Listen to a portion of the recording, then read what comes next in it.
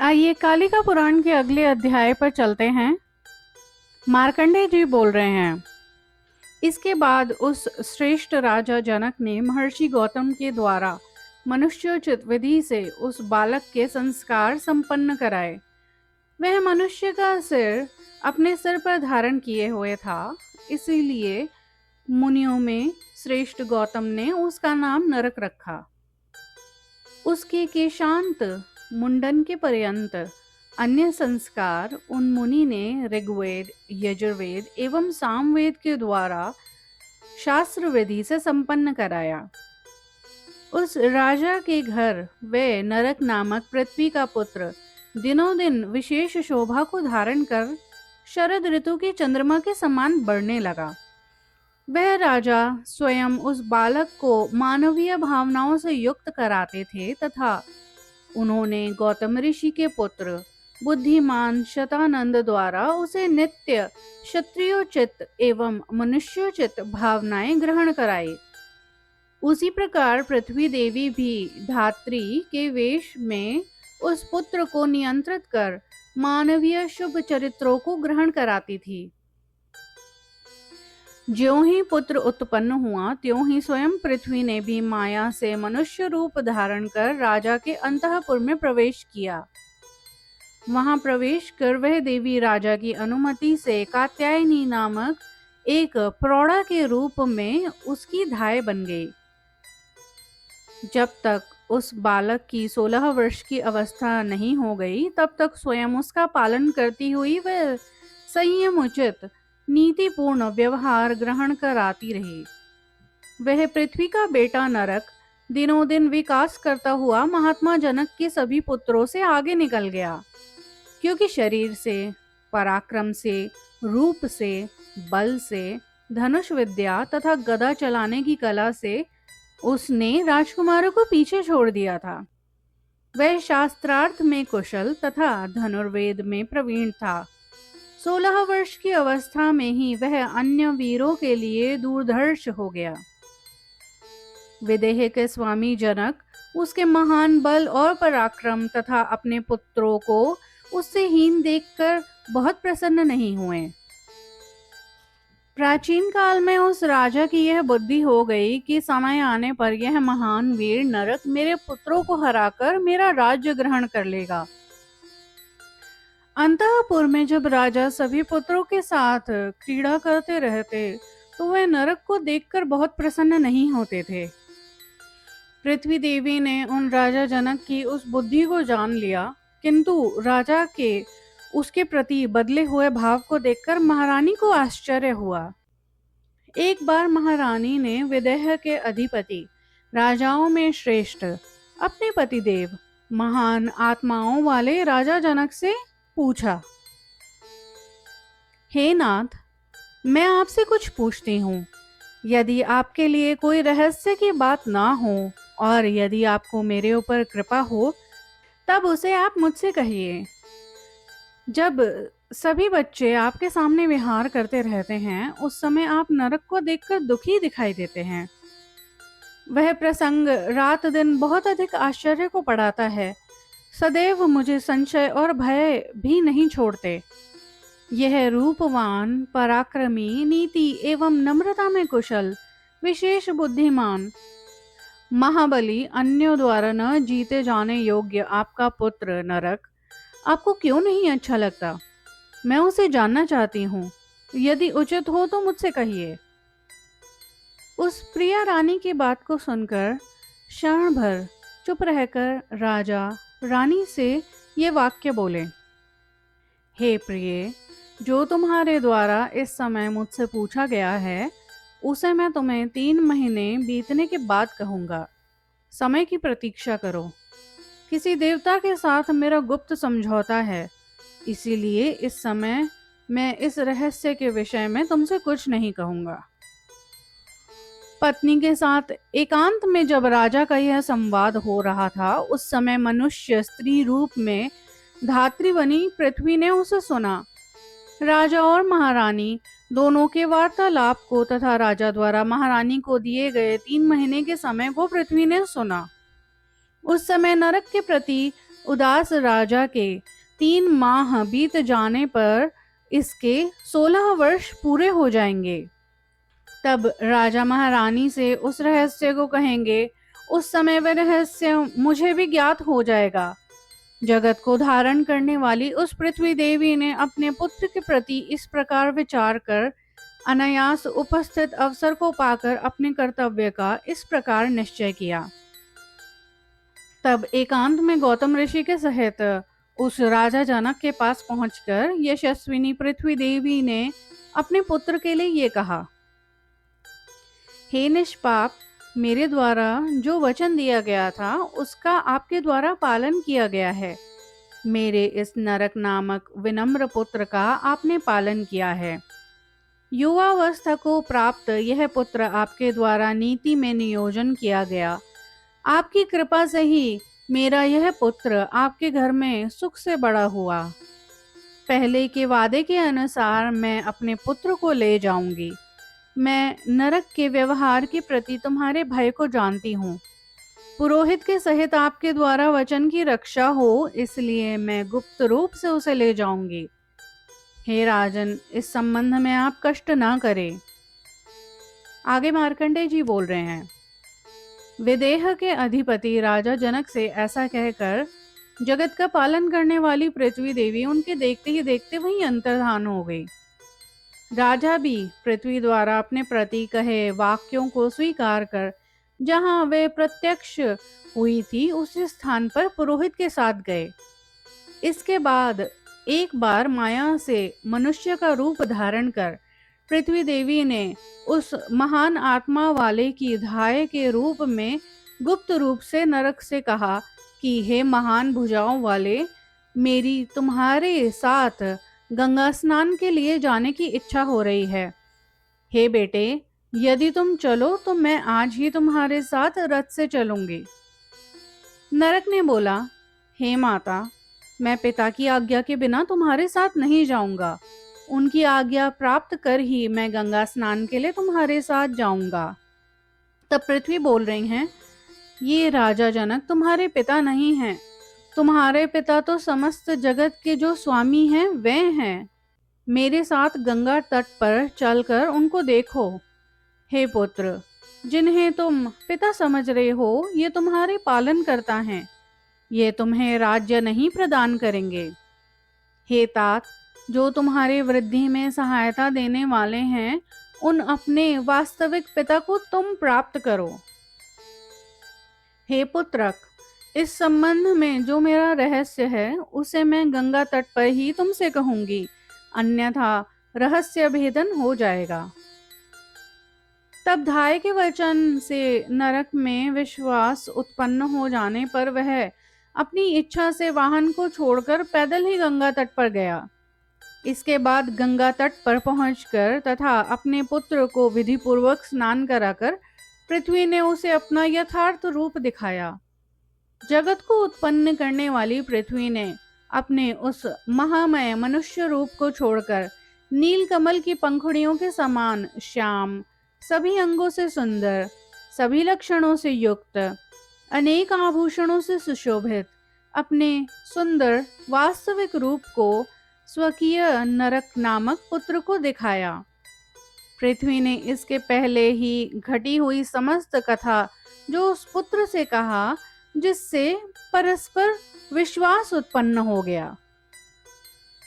पृथ्वी देवी बोल रही हैं, हे पुत्र, मेरे गर्भ में जब तुम दिनों दिन बढ़ रहे थे तब ब्रह्मादि देवताओं ने स्वयं तुम्हें देखा।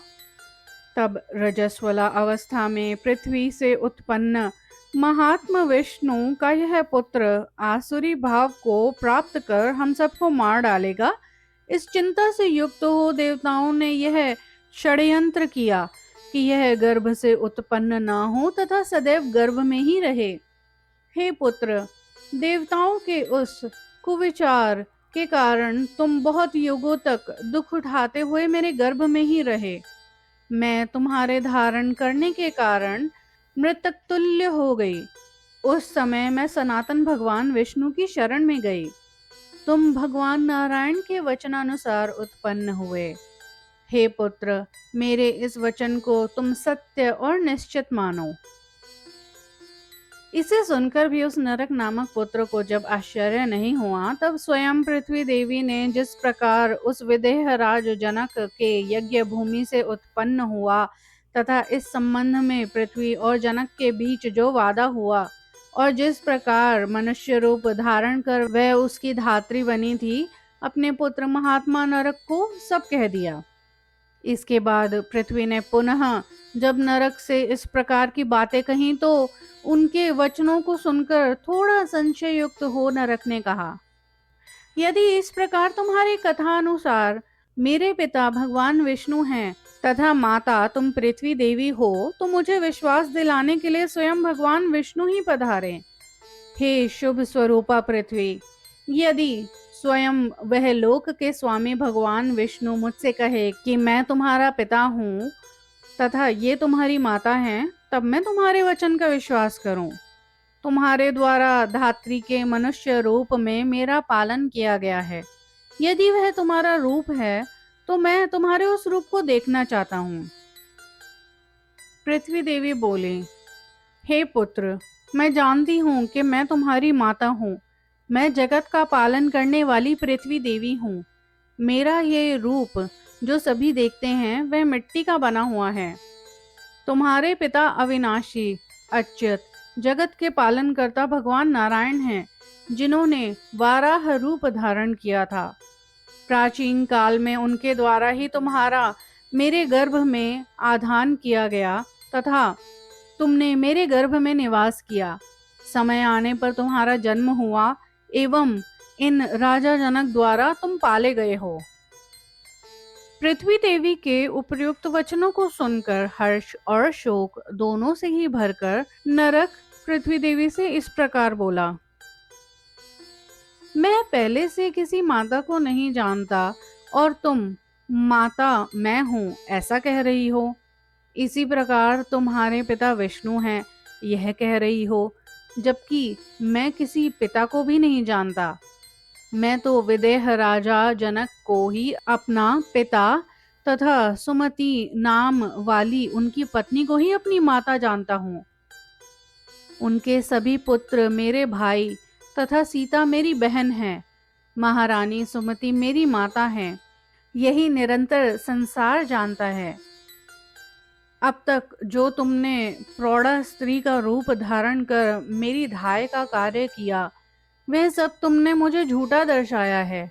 अतः तुम जिस प्रकार से मेरी माता हो उसे सत्य सत्य बताओ। तब पुत्र के इस वचन को सुनकर सब कुछ सहने वाली पृथ्वी ने जिस प्रकार प्राचीन काल में वाराह के साथ उसका रजस्वलावस्था में संभोग हुआ था, देवताओं के द्वारा जिस प्रकार से उनका गर्भ धारण रोका गया था, जिस प्रकार वह दुखी होकर भगवान माधव विष्णु के शरण में गई थी, जिस प्रकार से उसके जनक को वचन दिया गया था पहले का, वह समस्त वृतांत अपने पुत्र से निवेदित कर दिया।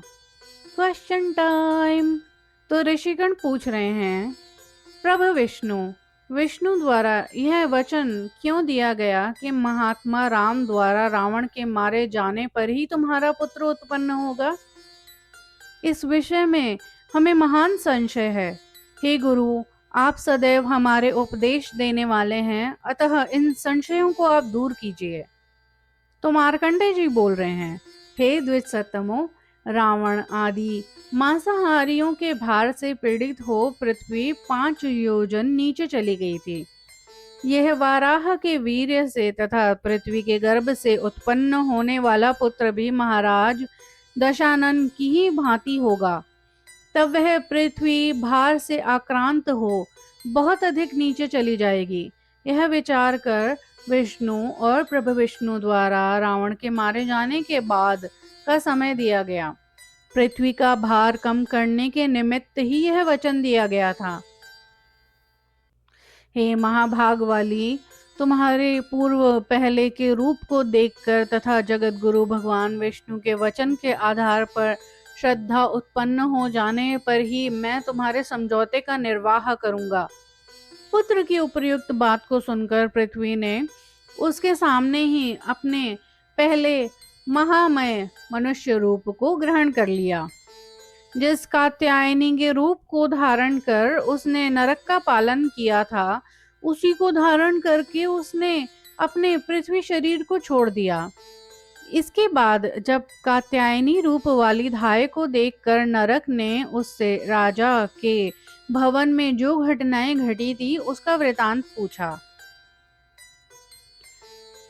उसने वैसे ही वृतांत सुनाया जैसे उसके द्वारा इस समय राजा जनक के घर में पहले नरक को पाला गया। जब नरक को विश्वास हो जाने के कारण वह संतुष्ट हो गया तो पृथ्वी ने पुनः अपने यथार्थ रूप को धारण कर लिया। इसके बाद पृथ्वी ने अपने पहले के समझौते के अनुसार जगत के स्वामी विष्णु भगवान को मस्तक झुकाकर बारंबार प्रणाम करते हुए स्मरण किया। पृथ्वी द्वारा स्मरण मात्र करते ही गरुड़ ध्वज वाले जगत के स्वामी भगवान विष्णु को देखा, जो नील कमल की पंखुड़ियों के समान श्याम वर्ण के थे तथा शंख, चक्र और गदा धारण किए हुए थे। सिर से पृथ्वी का स्मरण करते हुए अत्यंत भक्ति पूर्वक पृथ्वी देवी ने उन पीतांबरधारी जगत के स्वामी हृदय पर श्रीवत्स चिन्हधारी अविनाशी भगवान विष्णु को प्रणाम किया। जगत को उत्पन्न करने वाली पृथ्वी देवी ने, हे परमेश्वर, हे जगत के स्वामी, हे जगत के कारण के भी कारण, आप प्रसन्न होइए, ऐसा वचन भी कहा। नरक ने दोनों आंखें झपका झपका कर भगवान विष्णु को देखा तथा उसके तेज से प्रभावित हो भूमि पर ही बैठ गया। नरक नाम के अपने उस पुत्र के बैठ जाने पर उत्तम रूप रंग वाली उस पृथ्वी देवी ने भगवान विष्णु को प्रसन्न किया।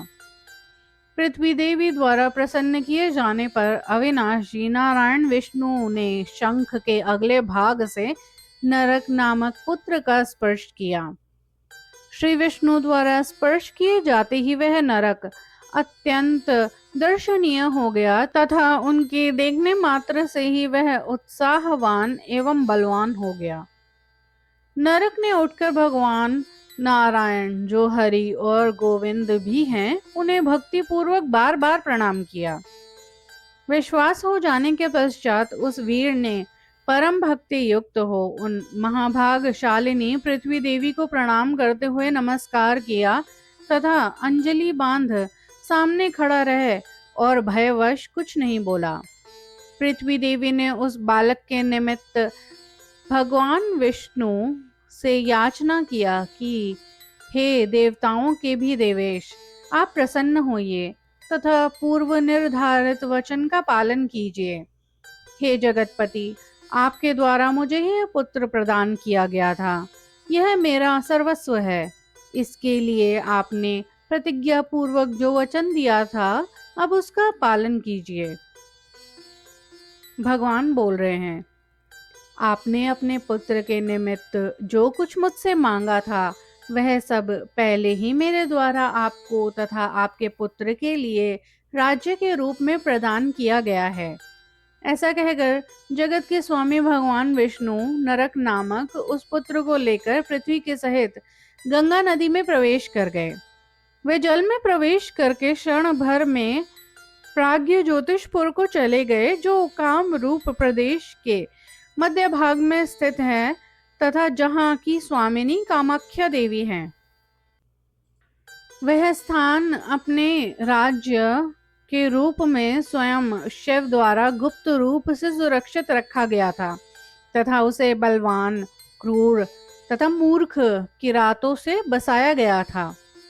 स्वर्ण के स्तंभों के समान पीली आभा वाले, ज्ञान से वर्जित तथा व्यर्थ निष्प्रयोजन केश मुड़ाए हुए, मद्य एवं मांस भोजन में तत्पर किरात विष्णु को वहां आए हुआ देखकर कुपित हुए।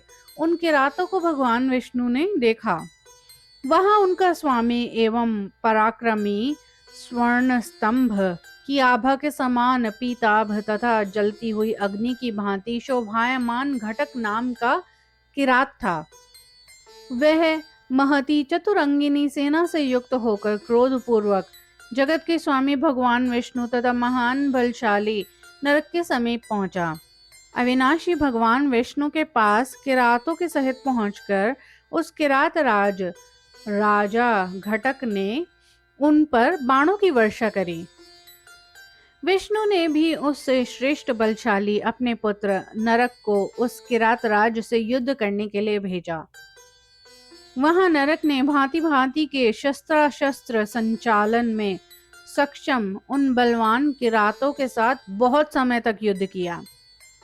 उस बलशाली नरक ने भल्ल नामक बाण लेकर उसे धनुष की डोरियों से समायोजित कर किरात राज घटक के सिर को काट दिया।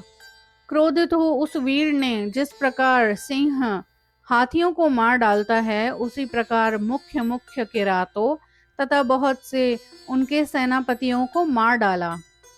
अपने राजा घटक के मारे जाने पर कुछ किरात भाग गए तो कुछ नरक की शरण में पुनः लौटकर चले गए। युद्ध करने वाले को मारकर तथा शरण में गए हुए की रक्षा कर नरक ने अपने पिता विष्णु के पास जाकर उन्हें प्रणाम कर उनसे निवेदन किया, हे तात, मेरे हाथों किरात राज घटक तथा उसके दूसरे सेनापति मारे गए हैं। अब मैं और कौन सा अन्य कार्य करूं?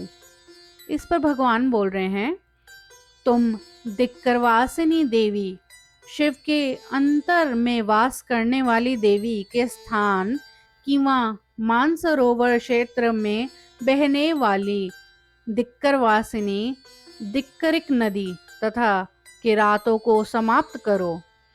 इस अभियान में भागने वालों को भगाओ तथा शरण में आए हुओं की रक्षा करो। तब पराक्रम में ऐरावत के समान तथा वेग में गरुड़ के समान विशाल शरीरधारी किरात राज के वाहन श्वेत गजराज पर चढ़कर उस वीर नरक ने किरातों को दिक्करवासिनी तक खदेड़ दिया एवं लौटकर पिता से कहा, मैंने गुणों में ऐरावत के समान श्रेष्ठ हाथी पर सवार हो सागर पर्यंत फैले हुए उन किरातों को खदेड़ दिया है तथा घटक नामक महान किरात राज मारा गया है। अब और जो कुछ भी करने योग्य हो उसे मुझे बताइए। भगवान बोल रहे हैं, पूर्व भाग में स्थित सदा गंगा करतोया नामनी नदी, ललित कांता ललिता नामक नदी तक तुम्हारा यह नगर बसेगा। यहाँ जगत को उत्पन्न करने वाली महान भाग्यशालिनी सुंदरी योग निद्रा देवी कामाख्या रूप धारण कर सदैव विराजमान रहती हैं। यहाँ पर ब्रह्मा का पुत्र यह लोहित नामक नदों का राजा है तथा यहीं दसों दिक्पाल अपने अपने स्थानों पर व्यवस्थित रूप से विराजमान हैं। हे पुत्र, यहीं स्वयं महादेव ब्रह्मा और मैं विष्णु स्थित हैं तथा सूर्य एवं चंद्रमा सदैव निवास करते हैं। सभी यहाँ इस रहस्यमय उत्तम क्षेत्र में क्रीड़ा हेतु आए हैं। यहाँ कल्याणमयी शोभा बसती है तथा बहुत प्रकार के भोग करने योग्य साधन सुलभ हैं। प्राचीन काल में ब्रह्मा ने इसके मध्य में ही नक्षत्रों की सृष्टि की थी। तब से इंद्र की नगरी के समान श्रेष्ठ यह पुरी प्राज्ञ ज्योतिषपुरी के नाम से जानी जाती है।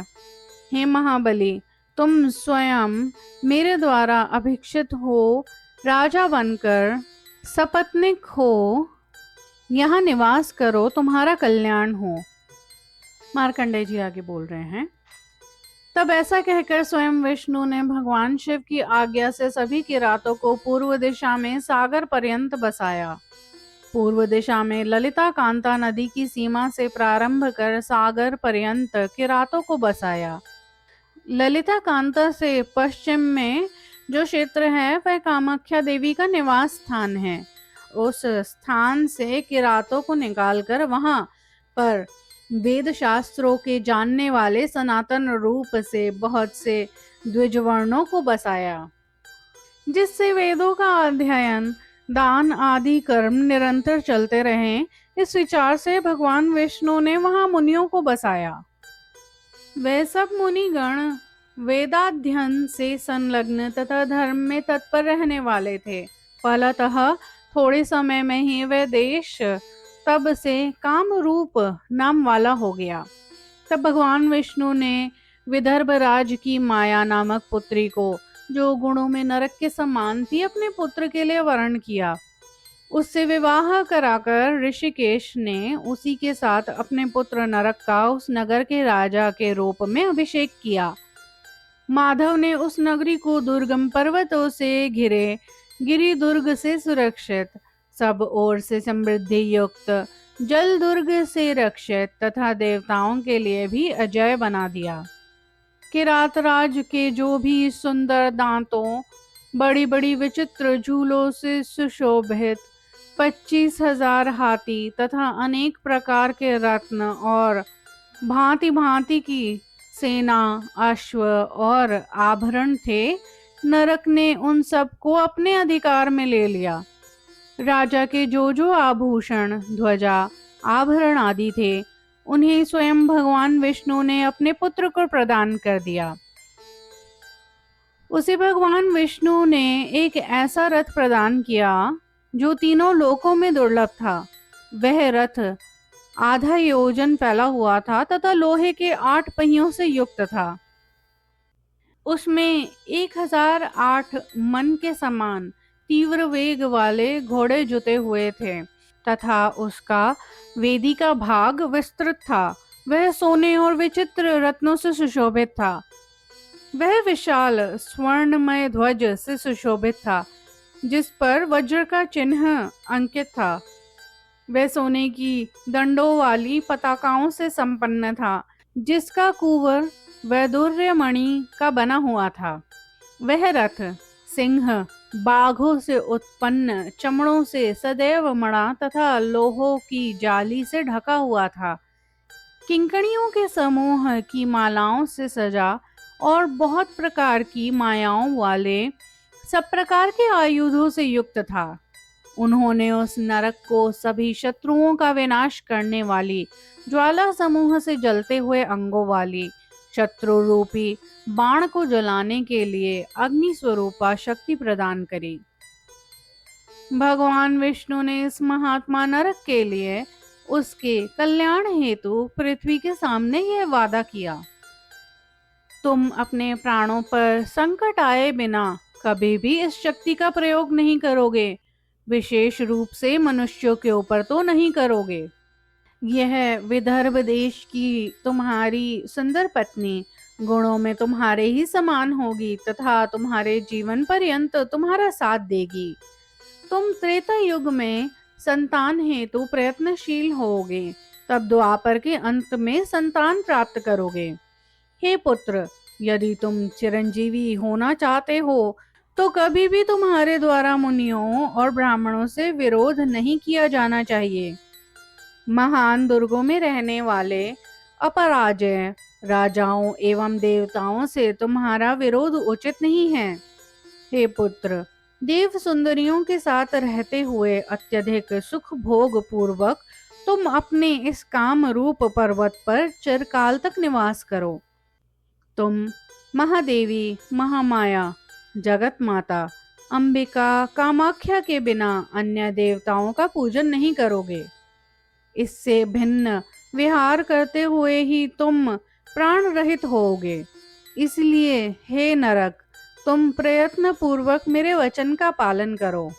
अपने पुत्र नरक के प्रति ऐसा उपयुक्त वचन कहकर भगवान विष्णु ने उससे दूर हटकर एकांत में पृथ्वी से यह वाक्य बोले, हे सुंदरी, जो मेरे द्वारा तुम्हारे करने के लिए पहले कहा गया था, उन सब का तुम नरक के ऐश्वर्य के लिए शीघ्र उपदेश करो। हे जगत का पालन करने वाली, जब तुम स्वयं इसे मारने के लिए मुझसे कहोगी, तब कोई मनुष्य इस नरक का वध करेगा। इस पर पृथ्वी देवी बोल रही हैं, प्रजा के लिए किया गया मेरा यह प्रयत्न संतान के बिना निंदनीय हो जाएगा। इसलिए हे प्रभु, आप प्रयत्न पूर्वक मेरे इस संतान का पालन कीजिएगा। ऐसा ही हो। उस समय पृथ्वी से ऐसा कहकर भगवान विष्णु अंतर्हीन हो गए। भगवान विष्णु द्वारा अपने स्थान बैकुंठ को चले जाने पर पृथ्वी अपने पुत्र के साथ पहले जहाँ के लिए भगवान विष्णु ने कहा था उसे स्वयं ले गई। तब बुद्धिमान नरक भी, जो वेद शास्त्र का ज्ञाता था, ब्राह्मण भक्त, नीति कुशल, दान में तत्पर हो, महान नीलकूट पर्वत पर कामाख्या देवी की पूजा में संलग्न हो गया। नरक शत्रुओं द्वारा उपस्थित बाधाओं से रहित उसी प्रकार बहुत समय तक राज्य किया जैसे इंद्र स्वर्ग में राज करते हैं। वह महान भोगों को भोगने वाला तथा महती श्री से युक्त था। विदेहराज जनक भी नरक की श्री को देखकर अपनी पत्नी, पुत्रों तथा गणों के सहित नरक को देखने के लिए वहां आए। कामरूप प्रदेश के अंतर्गत स्थित प्राग्य ज्योतिषपुर में जाकर राजा जनक ने वहां शोभा में शरद ऋतु की चंद्रमा के समान स्थित नरक को देखा। उस राजा ने आभूषणों से भली भांति ढके हुए नरक को देवराज इंद्र तथा उसकी राजधानी प्राग्य ज्योतिषपुर को अमरावती माना। तब यह सब वचन जनक ने महारानी से कहा, यही तुम्हारे द्वारा पाला गया नरक नामक पुत्र है। सूकर रूपधारी जगत के स्वामी विष्णु द्वारा पृथ्वी से उत्पन्न इस प्रिय एवं उपयुक्त पुत्र को देखो। ऐसा कहकर राजा जनक ने प्राचीन काल में जैसा हुआ था, जिस प्रकार नरक उत्पन्न हुआ था, वह समस्त वृतांत कह सुनाया। विदेहराज जनक वहां नरक द्वारा पूजित हो प्रसन्नता पूर्वक बहुत समय तक प्राग्य ज्योतिषपुर में निवास किए। तब वहां अपने गणों के साथ अपने निवास स्थान को चले गए। पृथ्वी का वह पुत्र नरक इस प्रकार उत्पन्न हुआ था तथा अपने आसुरी भाव को छोड़कर दीर्घ काल तक पृथ्वी पर विहार किया था।